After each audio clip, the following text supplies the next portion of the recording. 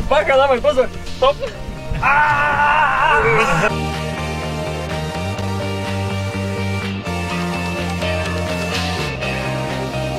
Čaute, my sme Defakt, občianske združenie a internetový magazín. Venujeme sa propagovaniu známych ľudí z nášho mesta, ktorí niečo dokázali a ktorí sú nejako zaujímaví. A venujeme sa tvorbe komunity a komunít v našom meste. A chceme ukázať ľuďom, že pokiaľ majú nejaké ciele, tak za tými cieľmi treba ísť a treba sa ukázať verejnosti, aby vedeli, že sa tu niečo deje. A niečo sa tu fakt deje.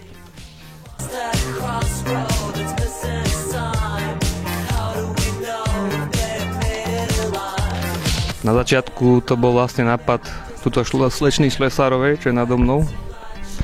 A tá prišla za mnou a mi hovorila proste tú svoju myšlienku a ja som sa v celku nadchol preto, lebo niečo také už mi v hlave dosť dlho tiež rezonovalo a bol som v tom taký, že bolo by treba niečo v tej Dubnici spraviť, lebo tá kultúra aj tá komunita tu nejako nežila, ani teda nežije doteraz nejako extra. A ten nápad sa mi pozdával a tak to nejako vzniklo, pridali sa k nám ďalší ľudia, ktorí sú teraz momentálne síce není z tých prvých, ale tak ľudia prichádzajú, odchádzajú. A celá tá myšlienka bola o tom, že potrebovali sme niečo robiť, alebo mali sme potrebu niečo robiť, niečo, čo je pre ľudí, niečo, čo má nejaký zmysel a hlavne niečo, čo tu ľuďom chýba a čo sa ľudia môžu chytiť. Tak oficiálne ako občianske združenie sme začali vlastne fungovať až teraz od februára po patáliách s našimi úradmi, ako vždy. A v podstate, ja som aj vlastne jeden z tých prvých, ktorý sa pridal, bol som tiež oslovený tu na Kšaňom. Tiež ma to nejakým spôsobom nadchlo, tak som sa zapojil jednoducho. Ide o nejakú prezentáciu kultúry, pozdvihnúť trošku to mesto na nohy, nech aj tí ľudia nesedia doma a chodia von medzi ľudí, nech sa spoznávajú. Predsa len tam, kde sa každý pozná, tam je to trošku lepšie, ako tam, kde sa nepozná nikto.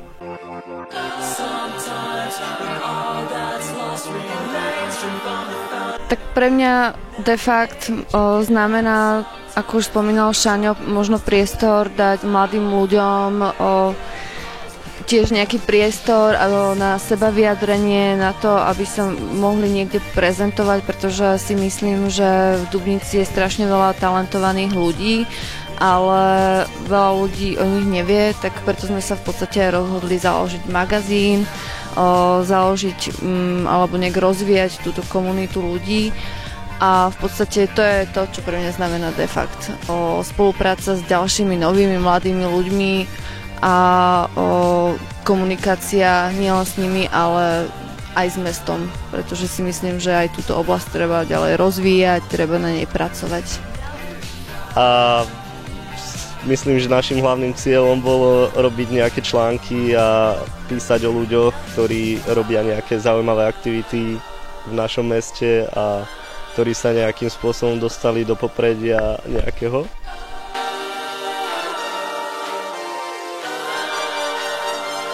Tak okrem článkov, ktoré si môžete pozrieť všetci na našej internetovej stránke www.defakt.sk, sme sa ako Defakt, ako skupina všetci zapojili do Kompraxu, čo je vlastne projekt Európskej únie, ktorý akýmsi spôsobom dáva peniaze na malé projekty.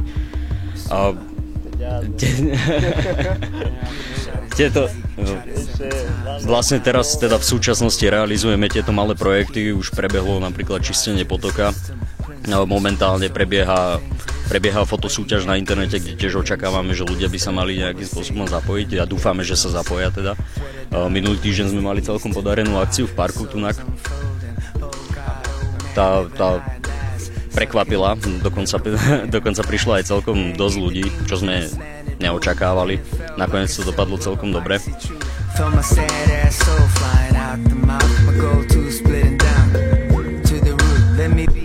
No a ešte aby sme nezabudli, tak aj teraz vlastne celé toto sa točí v Dorse na terase, na streche vedľa Trabyho. A aj týmto spôsobom by sme sa strašne radi chceli poďakovať Šferinovi a Dorsu a všetkým čašníkom a čašničkám a ľuďom, ktorí v Dorse fungujú a sú zamestnaní, pretože Ferino nám strašne veľa pomohol, aj nám strašne veľa pomáha a aspoň touto cestou by sme sa mu nejako teda poďakovali. A sme radi, že robí to, čo robí a dúfame, že v tom bude aj naďalej pokračovať a že takých ľudí sa nájde viacej, pretože všetko sa to robí na dobrovoľnej báze a predsa len to dobrovoľníctvo sa dá robiť dobrovoľne, ale